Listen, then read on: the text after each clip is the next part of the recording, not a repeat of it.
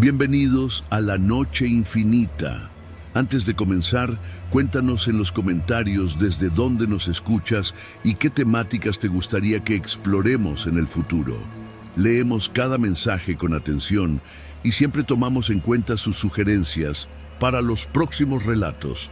Sin nada más que decir, comencemos. Mi nombre es Arturo. Tengo 27 años y me dedico a la recolección y venta de fierro viejo. Desde morro me metí en eso porque en mi casa siempre faltaba algo: comida, agua, tranquilidad. Así que me hice al vicio del diablito y la carretilla. Depito no perdona a los lentos, y yo aprendí a moverme entre callejones con la destreza de quien ha crecido entre el caos. Aquella mañana de domingo, el sol apenas alumbraba entre los tendederos y el humo de los tacos de canasta, cuando me llegó el pitazo. Don Hilario, un señor que vive sobre la calle González Ortega, me dijo que había una vecindad que se había incendiado la noche anterior y que la estaban desmantelando. Fierro, tubos, lámina, negocio seguro. La vecindad estaba en uno de 1900, esos callejones olvidados que conectan con el callejón de Tenochtitlán, donde la historia se mezcla con el graffiti, la mugre y los rumores. Había cintas amarillas de prohibido el paso, pero ya estaban rasgadas. La policía solo había venido un par de horas y luego desapareció, como siempre pasa en estas zonas. Crucé con cuidado. La estructura chamuscada seguía echando humo por algunos rincones. La mayoría de las paredes estaban derrumbadas, como si alguien las hubiera pateado con rabia. El olor era espeso, mezcla de madera quemada, plástico derretido y algo más que no supe identificar de inmediato. Empecé a recoger lo que encontré útil: una estufa oxidada, tubos de cobre, hasta un viejo colchón con los resortes intactos. Fue entonces cuando la vi. Una bolsa negra, gruesa, semiderretida por el calor. Al principio pensé que era basura, pero algo me hizo mirarla dos veces. Se notaban formas dentro, huesudas, descompuestas.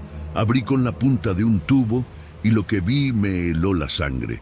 Restos humanos, pedazos calcinados de una persona, tal vez más de una. Un cráneo con los dientes todavía firmes, costillas rotas, fragmentos de lo que parecían dedos. No eran simples huesos viejos, olían a muerte reciente. Me alejé de inmediato. Miré alrededor por si alguien me observaba, pero el callejón estaba en silencio, con el murmullo lejano del mercado como único testigo. Saqué mi celular temblando. Grabé el lugar, los restos, los escombros, todo. No dije ni una palabra en el video. No quería que mi voz apareciera, solo grabé. Pensé en llamar a la policía, pero no soy tan ingenuo. En Tepito, si denuncias algo así, acabas envuelto en otra bolsa. Así que subí los videos a una cuenta anónima de TikTok que usaba para subir hallazgos raros y los programé para que se publicaran esa noche. Luego, caminé rápido hacia la salida, sin recoger nada más. Dejé el diablito ahí. Ni por todo el cobre del mundo quería quedarme un minuto más. Esa misma noche me quedé encerrado en casa, viendo los videos desde otra cuenta. El primero se volvió viral en cuestión de minutos. Comentarios iban y venían, gente preguntando si era real, otros diciendo que era una broma de mal gusto. Pero había unos pocos que me helaron. Ya lo encontraron. Ese no sabe en lo que se metió. Esos restos no eran de cualquiera. A las 3 de la madrugada tocaron mi puerta. No fue un golpeteo común. Fueron 3 golpes secos, espaciados, como si no tuvieran prisa. No abrí. Me asomé por la ventana del baño, que da a la calle. Una camioneta negra, polarizada, estaba estacionada justo enfrente. 2 tipos de traje, fuera de lugar para Tepito, miraban directamente hacia mi edificio. No sabían en qué departamento vivía, pero sí que estaba aquí. Apagué las luces y me tiré al suelo. Dormí, si a eso se le puede llamar dormir, en silencio esperando que no subieran. No lo hicieron. Se fueron cerca del amanecer. Pero esa fue solo la primera noche. Las siguientes fueron peores. Comencé a recibir mensajes. Al principio por WhatsApp, desde números desconocidos, fotos mías recogiendo fierro, una desde el Metro Lagunilla, otra en la esquina de Toltecas. Ya sabemos quién eres. Deberías borrar esos videos. Tienes hasta mañana. Intenté contactar a algún periodista. Ninguno respondió. Subí las fotos como evidencia, pero las plataformas empezaron a borrar mi contenido. TikTok eliminó mi cuenta. Instagram me bloqueó por actividad sospechosa. Ya no podía difundir nada. Sentí que el mundo se encogía a mi alrededor. El colmo fue el martes. Fui a ver a don Hilario, el que me había dicho de la vecindad. Su puesto estaba cerrado y sus vecinos dijeron que no lo habían visto desde el domingo. Una señora me confesó en voz baja que esa vecindad no se había incendiado sola, que días antes había mucho movimiento ahí, gente entrando y saliendo por la madrugada, carros de lujo, gente con radios, algunos con armas, que alguien había visto cajas con cuerpos. Estaban haciendo una limpia, me dijo, y a ti se te ocurrió asomarte. Ya no podía quedarme en casa. Tomé una mochila, dinero en efectivo y un celular nuevo. Me moví entre pensiones baratas de la colonia Doctores, luego por Tacuba, luego por la Gustavo A. Madero. Cambiaba de lugar cada 2 noches. Aún así, los mensajes me seguían llegando. Eran breves, amenazas, advertencias, recordatorios. Una noche, en un hostal cerca de Vallejo, un joven me reconoció. «Tú eres el del video de los huesos, ¿no?». Me congelé. Él lo dijo con admiración, como si fuera un héroe. Me pidió una selfie. Le dije que se equivocaba. Esa noche no dormí. Si él me había reconocido, otros también podían. La solución vino de la forma menos esperada.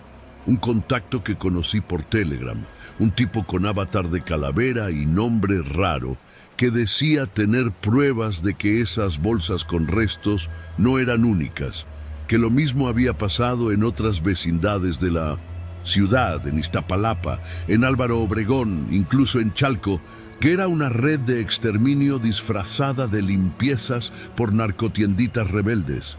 Le mandé los videos originales, los mensajes, las fotos. Él los compartió en foros ocultos, servidores anónimos, sitios rusos. La historia explotó fuera de México.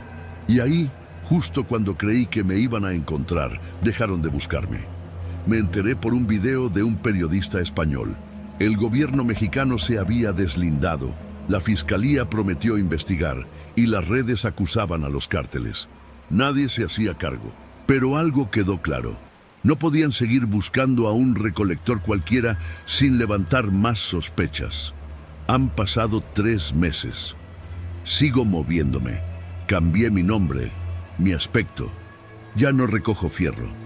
Vivo del poco dinero que logré juntar y de trabajos temporales. A veces, de noche, cuando todo está en silencio, me pregunto qué fue lo que vi exactamente. ¿Cuántas bolsas había en esa vecindad? ¿Quién las llevó ahí?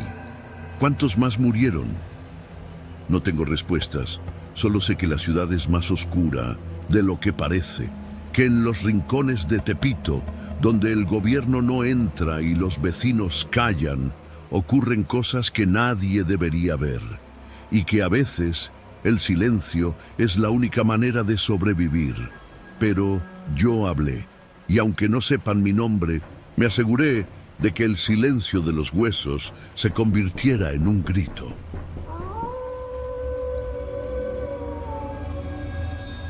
Mi nombre es Mario. Llevo casi 10 años vendiendo en Tepito, en el mercado de electrónicos. Tengo mi puesto en la calle González Ortega, justo frente a un local de consolas de videojuegos y a unos pasos de una taquería que solo abre en las mañanas, pero siempre deja su olor a bistec y chorizo impregnado en la banqueta. Cualquier chilango que ha recorrido esta zona sabe que aquí no se pregunta demasiado. Uno aprende a hacer tratos rápidos, mirar a los ojos solo lo justo y no meterse en broncas que no le pertenecen. Ese martes no tenía nada de especial. Había abierto el puesto desde las 10 de la mañana y el flujo de gente iba y venía como siempre. Pasaron los clásicos. El chavo que busca un cable HDMI, pero no sabe cuál es. El señor que regatea por un cargador de Motorola como si se tratara de una joya. La doñita que pregunta si vendo películas pirata, pero de las buenas. A eso, de las 5 de la tarde, llegó él. Le decíamos el flaco porque era alto, muy delgado, de cara alargada y ojos hundidos. Siempre vestía una sudadera negra sin marcas y unos pantalones igual de discretos. Venía una vez por semana, a veces más, y siempre preguntaba por memorias USB de gran capacidad, discos duros externos, cosas así. Pagaba bien, no se quejaba, pero nunca hacía conversación. Ese día no fue diferente, salvo por un detalle. Traía una maleta negra de lona, una Samsonite, gastada, con una mancha color óxido en la parte baja. ¿Qué onda, flaco?, le saludé mientras le pasaba una memoria de 256 gigas. ¿Todo tranqui? No me respondió. Dejó la maleta en el suelo con cuidado como si fuera frágil. Oye, ¿me puedes hacer un paro? Solo por unas horas, dijo en voz baja. Guárdame esto, al rato vengo por ella. Quise negarme, lo juro. No me gusta guardar cosas ajenas, menos si no sé qué contienen. Pero el flaco no era cualquier cliente. Lo había visto hablar con varios vendedores pesados del mercado. Y una vez, cuando hubo una redada sorpresa, fue uno de los pocos que desapareció justo a tiempo. Algo en su mirada me hizo sentir que decirle que no podría ser peligroso. Así que asentí. Pero solo hasta el cierre, ¿eh? Simón, dijo, y se fue sin mirar atrás. La maleta se quedó ahí, entre mis cajas de bocinas Bluetooth y adaptadores chinos. A las 7 de la noche ya no había regresado. Para entonces yo ya estaba inquieto. Intenté moverla con el pie, pesaba bastante. Demasiado para ser solo ropa o cables. Y lo peor es que estaba haciendo calor, y la lona comenzaba a soltar un olor agrio, como a humedad encerrada. No aguanté más. Me aseguré de que nadie me viera, cerré la lona del puesto parcialmente y me arrodillé junto a la maleta. Tenía un candado pequeño pero mal puesto. Con una pinza logré forzarlo. La abrí. Lo que vi me hizo caer de espaldas. Adentro había varias carpetas llenas de discos y memorias USB. Una caja de plástico contenía etiquetas escritas a mano. Baño Hidalgo, Cabina 3, Metro Bellas, Artes, Lado Sur, Soriana, Aragón, Mujeres. Tomé una memoria y la metí en mi laptop. No debí hacerlo. El video era de baja resolución, cámara escondida. Se veía claramente el interior de un baño público. Una mujer entraba, se acomodaba, frente al espejo, luego otra al fondo abría una puerta. Lo que seguía me revolvió el estómago. No eran solo grabaciones, al menos 2 tenían audio, y en uno se escuchaba como alguien respiraba del otro lado del muro. Lo cerré todo de inmediato. No podía pensar, ¿qué carajos estaba haciendo el flaco con eso? ¿Cuánto tiempo llevaba grabando? ¿Y cuántos más estarían involucrados? Esa noche no dormí. Cerré el puesto temprano y llevé la maleta a mi casa, un departamento diminuto en la colonia Morelos. La escondí en el closet mientras decidía qué hacer. A las 2 de la mañana me llegó un mensaje por WhatsApp de un número desconocido. Ya abriste la maleta. No debiste hacerlo. Bloqueé el número. Apagué el celular. Pero los mensajes comenzaron a llegar al buzón del puesto, por debajo de la lona, en papeles doblados. Uno decía, sabemos dónde vives. Otro, con letra infantil, solo decía, devuélvela. Pensé en ir a la policía, pero sabía lo que eso significaba. ¿Y si ellos también estaban metidos? ¿Y si me culpaban a mí? Me acerqué a una asociación civil que tenía un pequeño módulo cerca del Metro Lagunilla. Colectiva Mujeres Unidas, se llamaban. Había oído que ayudaban a víctimas de acoso y violencia digital. Fingí ser un testigo. Les conté todo, sin dar mi nombre. Me escucharon con seriedad, tomaron notas, me pidieron entregar el material. Les dejé la maleta completa, sin explicar demasiado. Me dijeron que no me preocupara, que sabían cómo manejarlo sin exponerme, que tenía que desaparecer de Tepito por unos días. Eso fue lo más difícil. El mercado es mi vida, es mi ingreso, mis amigos, todo. Pero me fui. Me quedé una semana en casa de un primo en Chalco. Mientras tanto, la colectiva hizo su chamba. Días después, salió una nota en varios medios digitales. Se hablaba de una red de espionaje con cámaras ocultas en baños públicos, de grabaciones vendidas en la red oscura, de investigaciones abiertas. No mencionaban nombres, no decían nada de Tepito. No volví a ver al flaco, ni quiero. Hoy sigo vendiendo, pero en otro mercado.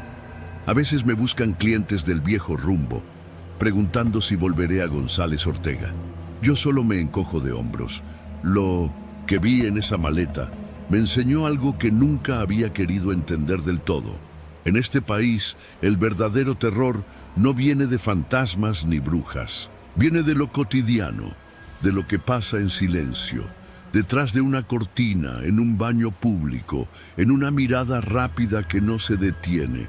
Lo que nadie ve hasta que alguien se atreve a mirar. Y yo miré, y aunque sobreviví, nunca volveré a abrir una maleta ajena. Nunca.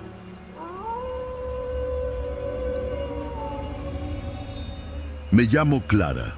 Soy madre soltera y hasta hace poco vivía con mi hijo Mateo en una vecindad antigua sobre la calle Jesús Carranza, en el corazón de Tepito. No era el lugar más bonito del mundo, pero era lo que podía pagar con lo que ganaba, vendiendo cosméticos y chamarras de mezclilla en el tianguis. Mateo tenía 10 años. Era inquieto, sí, pero noble. Siempre me decía que de grande quería ser policía, como su papá, que nos dejó cuando él tenía apenas 3. La mañana que desapareció, todo comenzó como siempre. Le di su desayuno, pan con cajeta y un vaso de leche, y lo mandé a la escuela.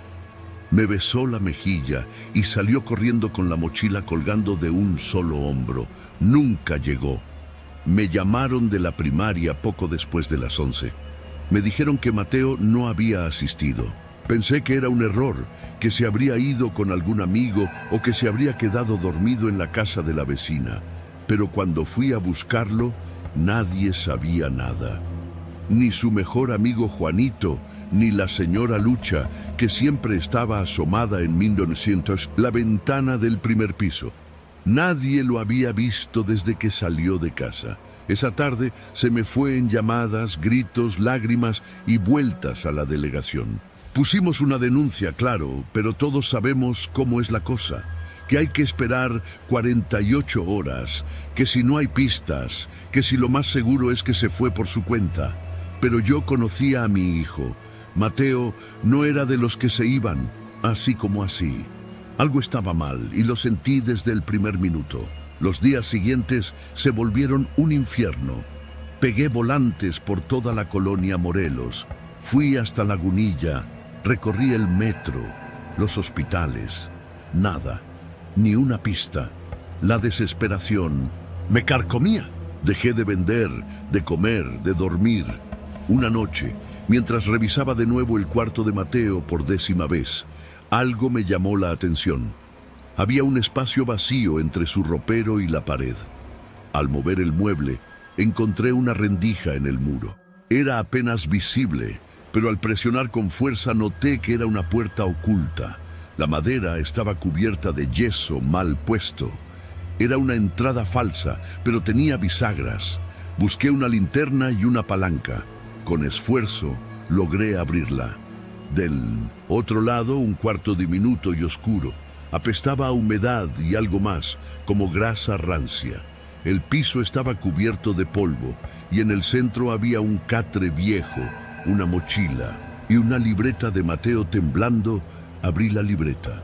Las primeras hojas eran dibujos, casitas, carritos, policías con pistolas. Luego empezaban palabras mal escritas, frases cortadas. Me duele, no quiero volver. Dice que si me porto bien, me deja salir. Me sentí vomitar. Supe que alguien lo había tenido ahí, dentro de nuestra propia casa. El cuarto no estaba conectado con el resto de la vecindad. Parecía una ampliación mal hecha, una especie de escondite. Llamé a la policía de inmediato, pero cuando llegaron ya no había nada. Ni la mochila ni la libreta. El cuarto seguía allí, pero vacío. Dijeron que probablemente era un escondite viejo y que yo estaba viendo cosas. Me trataron como una loca. Me preguntaron si estaba tomando medicamentos. Uno de los agentes se rió mientras revisaba la puerta. Pero yo sabía lo que había visto. Sabía que alguien más tenía llave de ese cuarto, que lo había usado y que probablemente seguía usándolo. Me obsesioné. Empecé a vigilar a los vecinos, en especial al del cuarto número 4, un tipo callado que había llegado apenas un mes antes. Nunca hablaba con nadie, no se juntaba con los demás y nadie sabía cómo se llamaba. Pagaba la renta en efectivo y vivía solo. Lo vi una vez salir de madrugada con un bulto envuelto en una cobija. Otro día lo sorprendí mirando hacia mi azotea desde el pasillo del tercer piso. Cuando le pregunté qué hacía, me respondió, seco, que solo veía si estaba lloviendo. Una noche decidí seguirlo. Salió poco después de las 10. Lo vi caminar por Jesús Carranza, doblar por Matamoros y luego por la calle González Ortega. Llevaba una mochila negra y caminaba rápido. Me quedé a distancia. Se metió en una vecindad abandonada y no salió en horas. Esperé hasta que salió de nuevo, solo, sin la mochila. Regresé corriendo a mi casa. El corazón me palpitaba como loco. Necesitaba pruebas. Y fue entonces que recordé a Rosa, una reportera local que solía hacer reportajes sobre desapariciones en la zona. Le escribí por redes sociales y le conté todo. Me respondió en minutos. Quedamos de vernos al día siguiente. Pero esa noche alguien tocó mi puerta. Era el vecino del cuarto número 4. Necesito hablar contigo, dijo serio, sin expresión. No podía negarme. Me dijo que sabía lo que yo creía, que había visto cómo lo seguía, que no tenía nada que ver con mi hijo, que lo que pasaba en esa vecindad no era culpa de un solo hombre.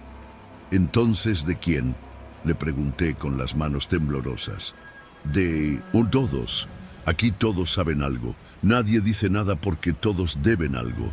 Tú misma, ¿nunca te has preguntado por qué el rentero no vive aquí? ¿Por qué nadie se mete cuando hay gritos? Se me heló la sangre. Me ofreció ayudarme.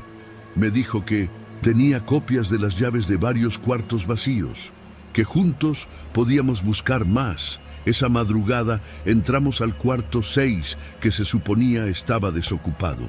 Adentro, colchones sucios, ropa infantil, bolsas con comida vencida y una cámara escondida conectada a una laptop. No dijimos nada. Tomé fotos, grabé videos, me los llevé en una memoria USB. Al día siguiente se los entregué a Rosa. No pasó mucho tiempo hasta que las noticias explotaron. Red de trata en vecindad de Tepito. Niños desaparecidos hallados en grabaciones clandestinas. La policía tuvo que actuar. Arrestaron a varios. El rentero desapareció. El tipo del cuarto número 4 también. Nunca encontré a Mateo. Pero un mes después, Rosa me mandó una foto. Era de una casa en Morelos, en una de las habitaciones rescatadas. En la esquina, un dibujo con plumones azules. Era una patrulla y un niño con una estrella en el pecho.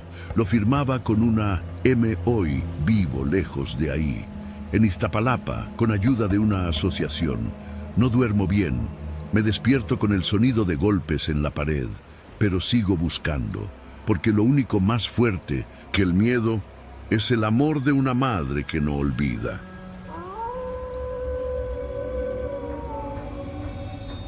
Me llamo Cristian, tengo 22 años y desde hace 6 meses trabajo de aprendiz en un taller mecánico sobre la calle Peralvillo, a un par de cuadras del mercado de San Joaquín. A los que no conocen Tepito de cerca, les parece un lugar peligroso. A los que vivimos aquí también, pero aprendemos a convivir con el riesgo. Lo que nunca imaginé fue que lo peor no serían los robos, ni las balaceras, ni las patrullas vendidas. Lo peor estaba dentro del taller. Y tardé semanas en darme cuenta. El patrón, don Rubén, es un tipo de unos 60 años, prieto, calvo, con unos brazos del doble del tamaño de los míos y una voz que truena como el escape de un camión viejo. Él me dio trabajo cuando más lo necesitaba, cuando ya no encontraba ni para pagar el gas. Yo solo sabía cambiar llantas y limpiar motores, pero él me enseñó de todo: frenos, carburadores, clutches, y también cuándo callarse, cuándo mirar para otro lado y cuándo tragarse el coraje. El taller estaba sobre la banqueta, con techos de lámina y paredes improvisadas con lonas. Había un contenedor azul grande, oxidado, que según él usaba como almacén. Siempre estaba cerrado con 3 candados. Lo raro era que nunca vi que sacara nada de ahí, ni refacciones, ni aceite, nada. Una vez le pregunté qué guardaba y me contestó con una risa seca: ahí meto a los que no pagan, chavo. Me reí con él como si fuera una broma, pero en el fondo no me dio risa. Con el tiempo empecé a notar cosas. De noche, cuando cerrábamos, a veces se escuchaban ruidos extraños desde el contenedor. Golpes, como si algo o alguien pateara desde dentro. Otras veces, susurros que se confundían con el viento entre los techos de lámina. Al principio pensé que eran ratas o gatos, hasta que una tarde, mientras él hablaba por teléfono en voz baja dentro de su camioneta, escuché algo que me heló la sangre. Ya me pagó la mitad, pero no me alcanza. Lo dejo otro par de días en el contenedor. Me quedé quieto, fingiendo que buscaba una llave entre los cajones, mientras él seguía hablando. Cuando colgó, regresó a trabajar como si nada. Pero a partir de ahí, empecé a sospechar. Algo no estaba bien, y lo peor era que nadie en la colonia parecía sorprenderse de nada. Ni los vecinos, ni los otros mecánicos de la zona. Como si todos supieran y prefirieran hacerse los ciegos. Una noche, después de cerrar, me quedé escondido detrás de una pila de llantas. Había dejado una cámara pequeña apuntando discretamente al contenedor. Era una de esas que compré con un amigo para grabar trucos en bicicleta, con visión nocturna. Me había tomado una semana colocarla sin que don Rubén se diera cuenta. Esa noche vi lo que jamás quise ver. Pasadas las 11, llegó una camioneta blanca sin placas. Se bajaron 2 tipos con pasamontañas. Don Rubén salió a recibirlos. Abrieron el contenedor. Lo que salió de ahí me dejó paralizado. Un hombre amarrado de pies y manos, con una bolsa negra en la cabeza. Apenas podía caminar. Lo metieron en la camioneta como si fuera un costal de basura. Nadie dijo una palabra, ni gritos, ni súplicas. Solo el rechinido del metal oxidado. A la mañana siguiente me hice el tonto. Trabajé como siempre. Cambié el aceite de un Tsuru. Alineé la suspensión de un Jetta viejo. Saludé al de los tacos de suadero de la esquina. Pero por dentro estaba temblando. Sabía que no podía ir con la policía. Todos aquí saben que los ministeriales cobran su parte, y si no era así, ¿cómo explicarse que nadie lo hubiera detenido antes? Esa misma noche subí el video a redes. No dije mi nombre, no mostré mi cara. Solo el contenedor, los hombres y el pobre tipo encapuchado. Le puse el título: Lo que pasa en los talleres de Tepito cuando nadie ve. En menos de un día, el video tenía más de 100,000 vistas. En 3 se volvió viral. Alguien etiquetó a una periodista conocida. En menos de una semana, había patrullas federales rondando la zona. Yo no volví al taller. Me escondí en casa de mi tía en Ecatepec. Dormía con un cuchillo bajo la almohada. Tenía miedo de que don Rubén supiera que fui yo, pero al mismo tiempo sabía que tenía que hacer algo. Una semana después se armó la redada. Llegaron en la madrugada, como fantasmas. Se escucharon gritos, balazos. El humo de los lacrimógenos se levantó sobre la calle Peralvillo como una neblina sucia. A don Rubén lo sacaron esposado. Encontraron más de 3 personas en el contenedor, uno de ellos en estado crítico. Otros ya no se podían mover. Había sangre seca en las paredes, olor a orina, a encierro, a infierno. La noticia salió en los periódicos, en la televisión. Cae red de extorsionadores en Tepito. Usaban taller como cárcel clandestina, pero nadie dijo quién filtró el video. Nadie supo que fui yo, y así debe quedarse. Hoy trabajo en otro taller, en Iztapalapa. El dueño es más decente, aunque no pregunta mucho. Me viene bien. A veces, cuando me quedo solo por las noches, escucho ruidos en la bodega y me acuerdo del contenedor. Hay días en que me arrepiento de haber visto lo que vi, pero luego pienso en los que estaban encerrados ahí, en lo que habría pasado si nadie los hubiera grabado. Y entonces me repito en silencio: hiciste lo correcto, aunque a veces, cuando apago las luces, me parece que el rechinido de la lámina sigue allí, en algún rincón de mi memoria, recordándome que el miedo no se acaba cuando uno escapa, solo aprende a cambiar de cara.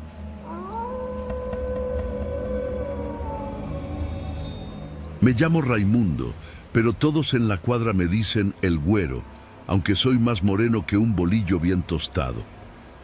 Tengo mi puesto de tacos desde hace poco más de 5 años, justo en la esquina de Mineros y Libertad, en el mero Tepito. El negocio lo empecé con mi carnal, pero desde hace 2 años trabajo solo.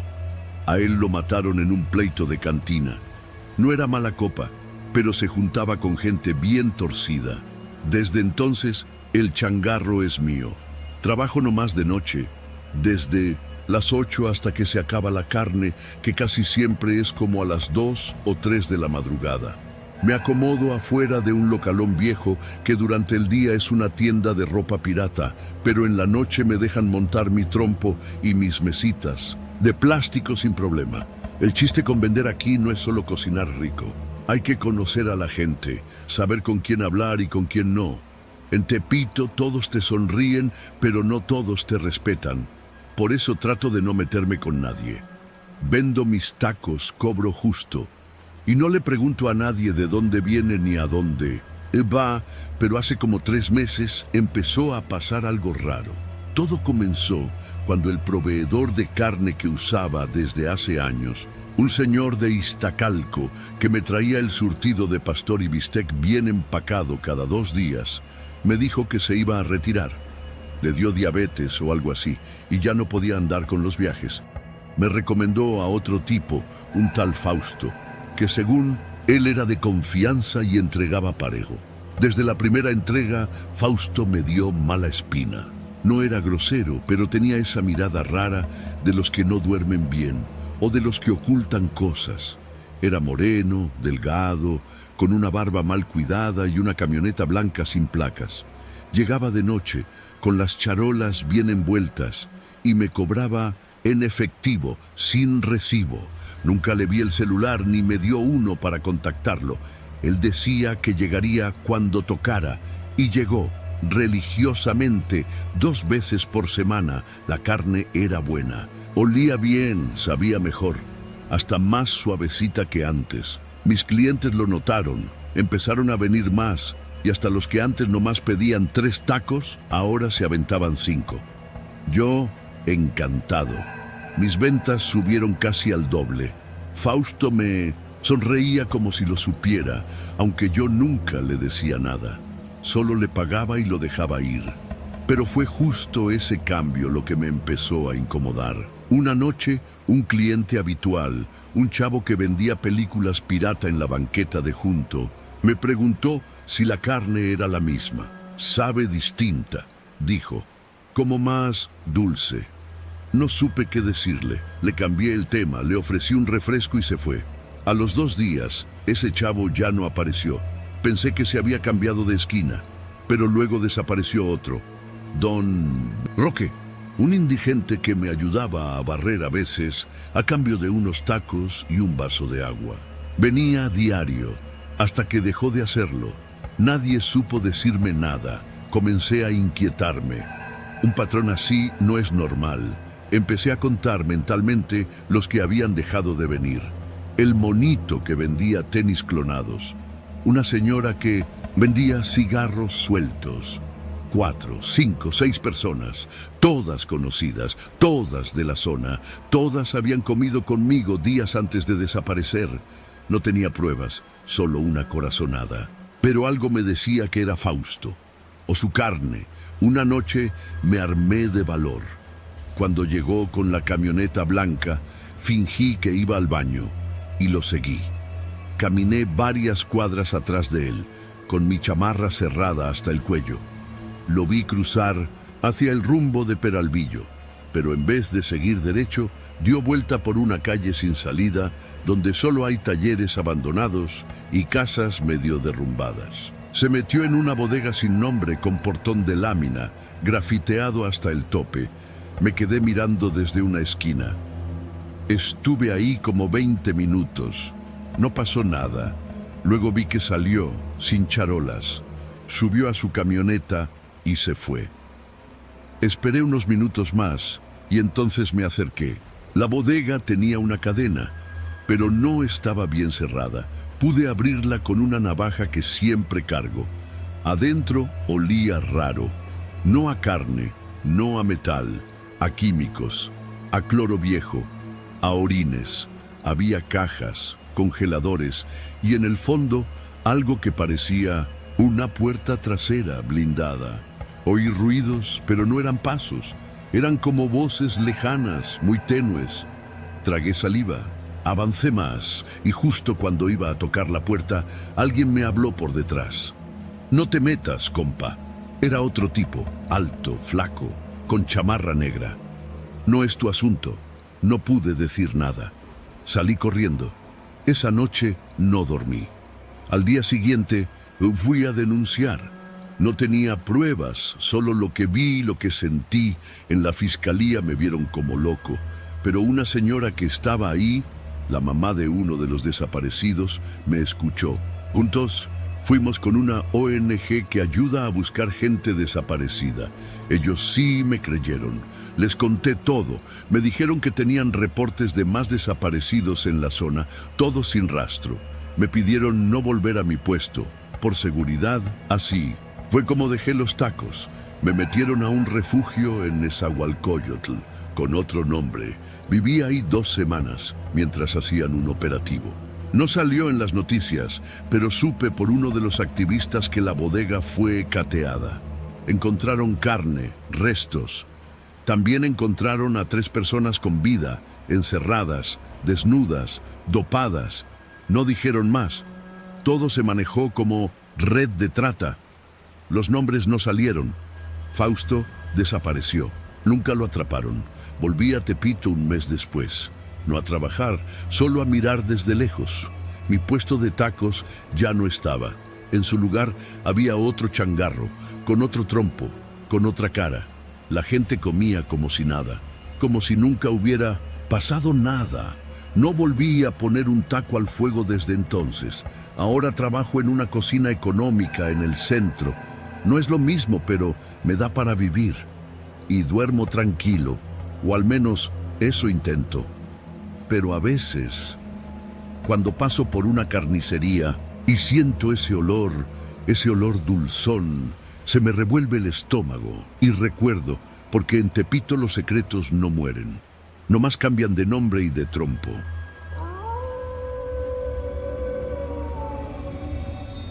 Me llamo Fabiola, tengo 42 años y, aunque no me da pena decirlo, tampoco lo cuento a cualquiera. Trabajé durante más de un año como personal de limpieza en un hotel de paso que está sobre la calle Matamoros, justo en el corazón de Tepito.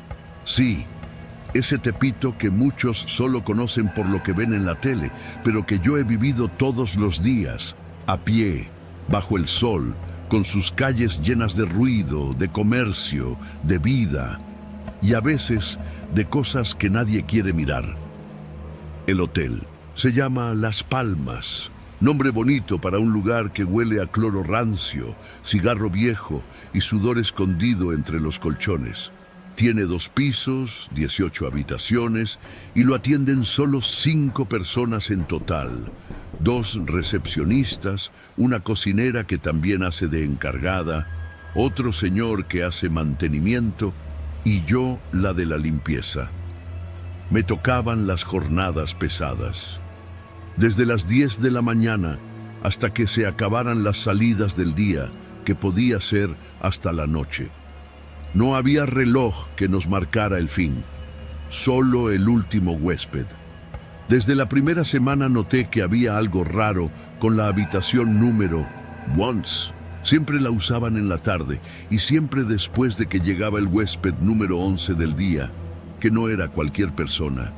A veces llegaba una mujer sola, a veces un hombre con lentes oscuros, otras veces una pareja de esas que no hablan entre sí. Nunca eran los mismos, pero todos tenían en común algo. Nunca pedían toallas, nunca llamaban al teléfono de la recepción, nunca pedían nada. Y siempre, la habitación aparecía destrozada al día siguiente. No eran cosas superficiales, como sábanas arrugadas o papel tirado. Era un desmadre, colillas de cigarro quemando el tapiz, manchas que olían a algo más que vino tinto, espejos rajados desde el centro, pelos largos en el drenaje, aunque ningún huésped parecía tener el cabello tan largo. A veces había ropa abandonada, ropa cara, ropa que nadie venía a reclamar. Yo le preguntaba a doña Meche, la encargada, que si no se reportaban esos daños. Aquí no se pregunta, se limpia, me decía siempre mientras encendía un cigarro, sin preocuparse por el letrero de prohibido fumar. Después de unos meses, comencé a notar que cada vez que esa habitación era ocupada, el dueño del hotel también venía. Se llamaba Julián, un tipo flaco, blanco, con camisa bien planchada, siempre oliendo a loción cara. No venía todos los días, solo los días en que había huéspedes en la número 11. Se encerraba en su oficina, hacía llamadas, y luego se iba justo antes de que yo terminara de limpiar esa habitación. Un día, por accidente, abrí la puerta cuando no debía. O eso me dijeron.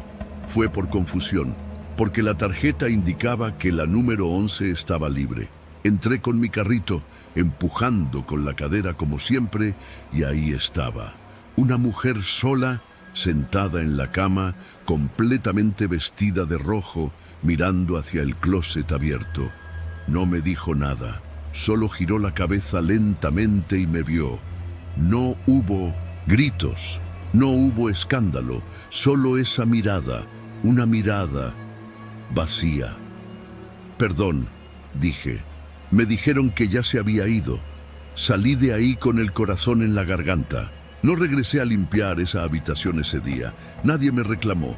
Después de eso, me empecé a fijar más. Descubrí que no siempre había un registro claro de quién usaba esa habitación. El nombre en la hoja no correspondía con la identificación cuando la entregaban, y a veces ni siquiera pasaban por la recepción. Subían directo desde el estacionamiento, donde la puerta trasera siempre estaba abierta. Un lunes por la mañana, luego de un fin de semana especialmente pesado, me tocó limpiar la número 11 de nuevo. Pero esta vez algo no encajaba. El olor era distinto, más metálico, más húmedo. Levanté la sábana y vi algo que no debía haber visto. Una mancha oscura que no era vino, ni menstruación, ni siquiera vómito. Era otra cosa. Sangre, sí, pero no fresca. Tenía tiempo ahí. Y lo peor era el borde seco que dejaba, como si hubiera sido limpiada muchas veces antes. Esa noche no dormí. A la mañana siguiente, decidí llegar 1 hora antes que todos. Quería ver las cámaras. Sabía que no estaba bien, que no era parte de mis funciones, pero la oficina del recepcionista estaba sola y la computadora no tenía clave. Me metí a revisar los videos de seguridad del día anterior y ahí vi todo. La mujer de rojo no entró sola, entró con Julián. La cámara del estacionamiento trasero los captó bajando de una camioneta negra sin placas. No se veían rostros, solo sus siluetas. Luego salió solo él, limpiándose las manos con una toalla húmeda, como si viniera de comer tacos. Pero su camisa estaba limpia. Ese fue el día en que decidí grabar con mi celular el monitor de las cámaras. 10 segundos, solo eso. Bastó, no renuncié, no aún. Me hice la mensa durante una semana más. Fui anotando cosas, días, horarios, nombres falsos, placas de autos. Tenía miedo, pero más miedo me daba quedarme callada. El viernes siguiente, salí del trabajo directo a la casa de mi prima Carla, que vive en la colonia Morelos. Ella trabaja en un call center de denuncias anónimas del gobierno. Le enseñé el video. Le di una USB con los registros. Le conté todo, con los detalles que me acuerdo. Esa noche no regresé a dormir a mi casa. Me fui con Carla. Al día siguiente, cambié mi número de teléfono y dejé de ir al hotel. No les avisé, no recogí mi pago, dejé todo. 2 semanas después, vi en las noticias una nota breve. Catean hotel en Tepito por presuntos vínculos con red de trata. No dijeron el nombre, pero yo reconocí la fachada. Esa puerta verde con marco blanco. Esa reja rota. Era el mismo. Nunca me buscaron. Tal vez porque no sabían quién los grabó. Tal vez porque estaban ocupados limpiando otras cosas. Hoy trabajo, limpiando casas por mi cuenta, en la zona de Linda Vista. Gano menos, pero duermo tranquila. El video lo tengo guardado en una nube, con copia en el celular de Carla. A veces lo veo para recordar por qué hice lo que hice. Porque aquí en México, la verdad no siempre mata, pero sí desaparece, y yo no quería convertirme en otra habitación número 11.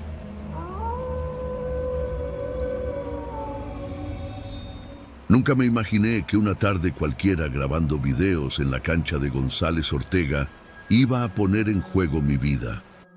Me llamo Elías, tengo 16 años y crecí en Tepito, donde todo es más rápido, más ruidoso y más cabrón. Desde los 10 juego en esa cancha, la que está entre los puestos de ropa de segunda, los locales de celulares clonados y las casas viejas con tinacos parchados. Ahí crecí, ahí aprendí a sobrevivir. Todo empezó como un juego. Grabar peleas para subirlas a TikTok. Al principio era con compas, puro relajo, uno que otro trompón, empujones, y ya. Pero cuando llegó el gordo, todo cambió. El gordo no, era de por aquí. Nadie sabía bien de dónde venía, solo que traía feria y conocía a tipos pesados. Se metió a las canchas con 2 chavos más, todos con celulares de gama alta y unos chalecos con parches de marcas que ni conocía. A mí me ofreció grabar para ellos, que me iba a pagar por cada video bueno que sacara. Yo, que solo tenía un moto viejo y hambre de tener algo, acepté. Las primeras veces me pedían grabar cuando se armaba alguna bronca espontánea. Pero luego comenzaron a organizar las peleas. Niños contra niños, algunos de 12, 13 años. El gordo me decía qué ángulos grabar, cómo enfocar los golpes, dónde poner el zoom para que se viera más real.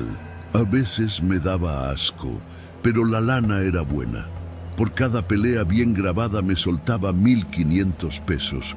Y para un morro de Tepito, eso es como tocar el cielo. Pero después, uno de los morros, un chavito que se llamaba Jesús del Callejón, de Peralvillo, salió mal. Terminó con el pómulo reventado y un ojo cerrado como uva podrida. Su jefa fue a buscar a los del grupo, llorando y gritando que eso no era un juego, que alguien tenía que pagar. Yo no dije nada. Pero desde ese día, algo en mí ya no estaba tranquilo. Quise salirme. Se lo dije a El Gordo en corto, afuera de un puesto de celulares en la esquina con Toltecas. Me miró, sonrió con esa mueca suya de dientes amarillos y me dijo: «¿Tú grabaste lo del morrito, no? ¿Y si el video se riega y sale tu voz de fondo? ¿Tú crees que la banda va a pensar que tú no fuiste parte? Me enseñó el archivo en su celular. El video comenzaba con mi risa, mi voz diciendo: dale, dale, cabrón, no te dejes. Me congelé. Si te largas, lo subo. Y ya sabes lo que la banda hace con los traicioneros. Esa noche no dormí. Mi hermana, la Nancy, se dio cuenta. Siempre ha sido más cabrona que yo. Tiene 20 años, trabaja vendiendo en un puesto de cosméticos, en el tianguis de Peña y Peña, y me cuida como si fuera su hijo. ¿Qué chingados traes, Elías? Se lo solté todo. Pensé que me iba a gritar, pero solo se quedó callada y luego me abrazó. Después dijo: eso se borra. Nancy conocía a un chavo que le arreglaba celulares piratas. El Botas, le decían. Lo fuimos a ver un martes, por la noche. Le conté lo del video y me pidió el modelo del celular de El Gordo. Si lo tienes cerca, puedo clonarle el WhatsApp cuando se conecte a una red abierta, dijo el Botas mientras metía manos a un iPhone sin carcasa. Tuvimos suerte. El sábado, El Gordo fue a la cancha y, como siempre, se puso a ver videos mientras se fumaba un cigarro. Nancy, que se hizo pasar por vendedora de snacks, se acercó y le ofreció una botana. Mientras él buscaba una moneda en el pantalón, se conectó automáticamente al Wi-Fi libre de una barbería cercana. Era justo lo que el Botas necesitaba. En menos de un minuto, ya tenía acceso al contenido del celular. Imágenes, contactos, audios y los videos. Había más de 20 archivos, todos con nombres en código, pero uno de ellos decía simplemente Elidocemar. Este es, dijo el Botas mirando la miniatura, era yo, mi voz, mi cara. Bórralo, por favor. No es tan fácil. Lo tiene en la nube, pero puedo hacer algo mejor. Lo que hizo fue duplicarlo, alterar la metadata y luego mandar un mensaje desde el número de El Gordo a otro contacto que decía admin grupo. El mensaje decía: eliminen todo, jale quemado, policía en zona. El Gordo nunca se enteró, pero al día siguiente no volvió a la cancha, ni él ni sus compas. Su número dejó de tener señal.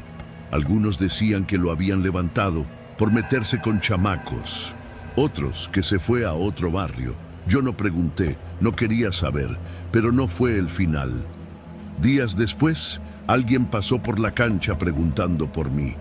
Era un tipo de unos 30 años, con lentes oscuros y una cadena gruesa. No decía su nombre, solo preguntó si yo era el del video. Me escondí en casa de Nancy. Ahí fue donde decidimos irnos. Con ayuda de una amiga suya, conseguimos irnos a Iztapalapa, a casa de una tía lejana. Le dije a mi mamá que me había salido de la prepa por problemas. Le mentí.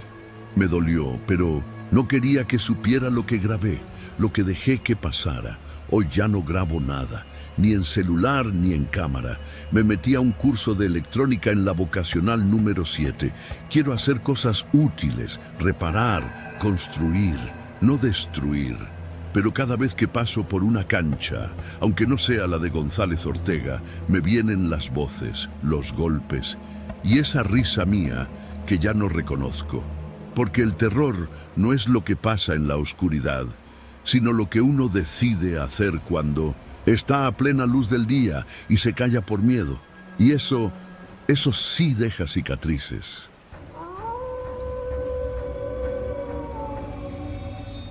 Soy Mauricio, y si algo aprendí aquella noche en Tepito es que el miedo verdadero no se esconde en lo sobrenatural, sino en lo que los vivos son capaces de hacer con impunidad. Llevo casi 2 años como repartidor de comida.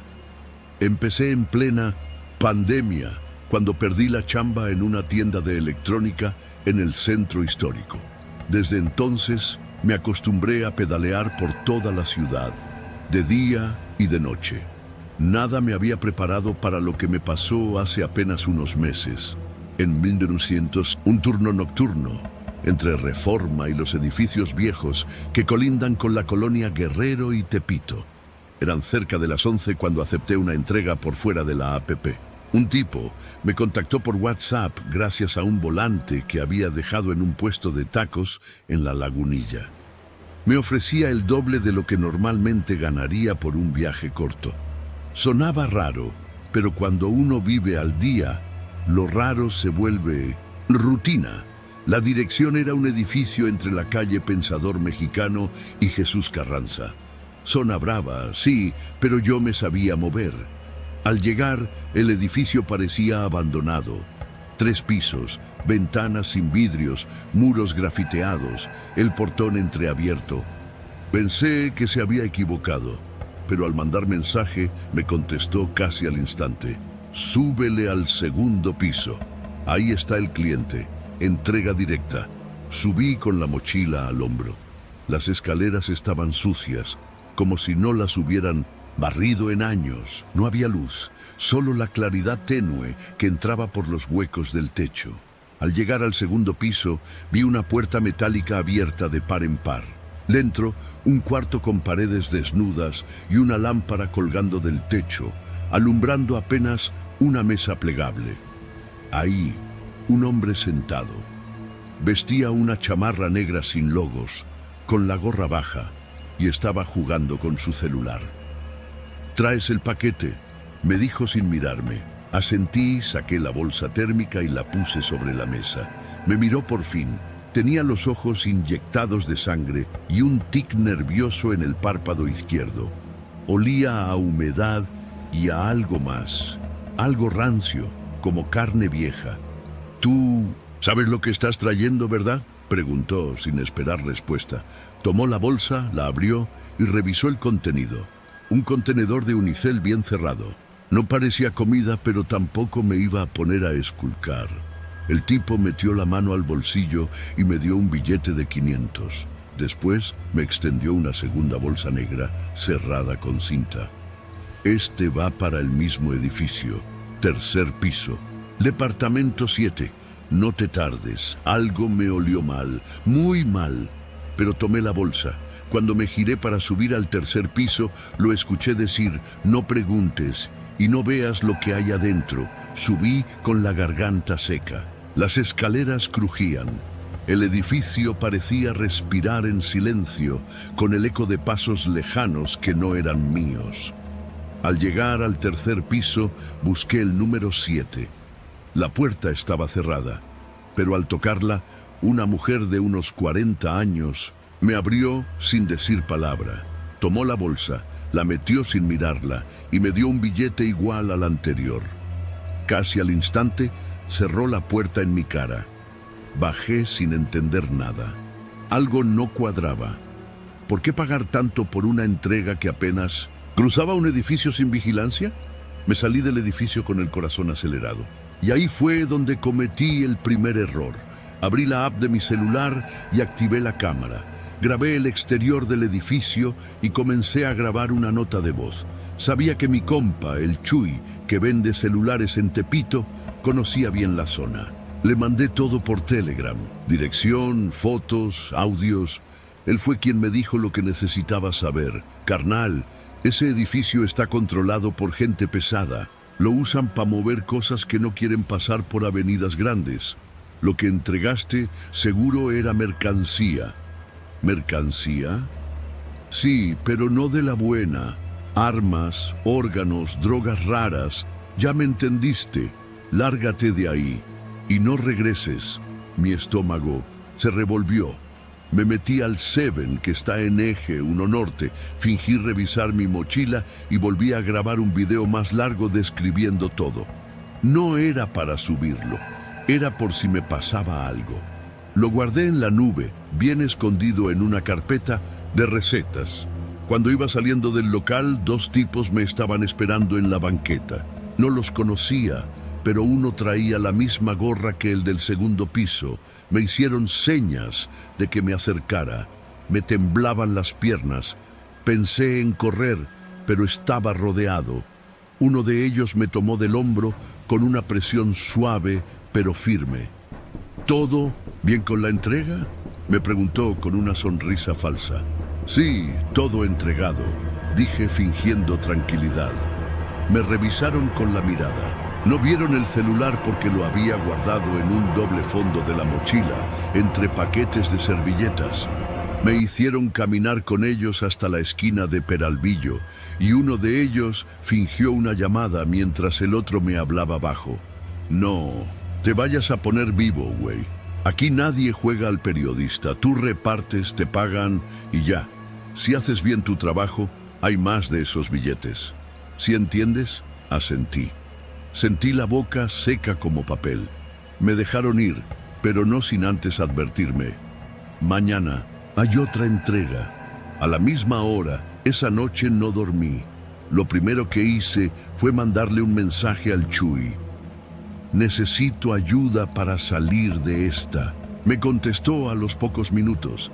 Me citó en su local, debajo de una lona color verde, con el logo de Telcel pintado a mano. Llevé todo, la mochila, los videos, los datos de las entregas. Me dijo que tenía un primo en la fiscalía. No confiaba mucho, pero era mi única opción. Durante el día siguiente fingí estar enfermo. Apagué la app, no tomé pedidos. Me senté en un café internet y reescribí todo en un documento. Después compré un chip nuevo y lo metí en un teléfono de segunda. Chuy me ayudó a esconderme un par de días en un taller mecánico en la calle Libertad. Dormía entre gatos, latas de aceite y fierros oxidados, pero al menos sentía que estaba fuera de su radar. 2 noches después, mientras revisaba las cámaras del edificio desde un acceso que el primo de Chuy había conseguido, vi algo que me heló la sangre. Hombres con guantes bajando cajas negras a un auto sin placas. Lo hacían con calma, sin prisa, como si nadie fuera a detenerlos. Ahí confirmé que todo era real. Ese video fue el que convenció a los de la fiscalía de mover el operativo. No fue inmediato. Pasaron 5 días antes de que entraran al edificio. Pero cuando lo hicieron, encontraron paquetes con pastillas, documentos falsos, armas pequeñas y jeringas. Todo empaquetado como si fueran órdenes de comida. Los detuvieron, sí, pero no a todos. El tipo de la gorra desapareció. Desde entonces, dejé de repartir. Me ofrecieron protección, pero no quise meterme más. Volví a vivir con mi tía en Tlalpan y comencé a vender café en un carrito afuera del metro Zapata. Chuy me visita a veces. Se ríe cuando recuerda lo de los edificios muertos. No fue un fantasma el que me persiguió aquella noche en Tepito. Fue la certeza de que el mal se viste de rutina, de trabajo común. Que los verdaderos monstruos no necesitan cadenas ni gritos. Solo una bolsa negra, una dirección y alguien como yo que esté dispuesto a pedalear sin hacer preguntas.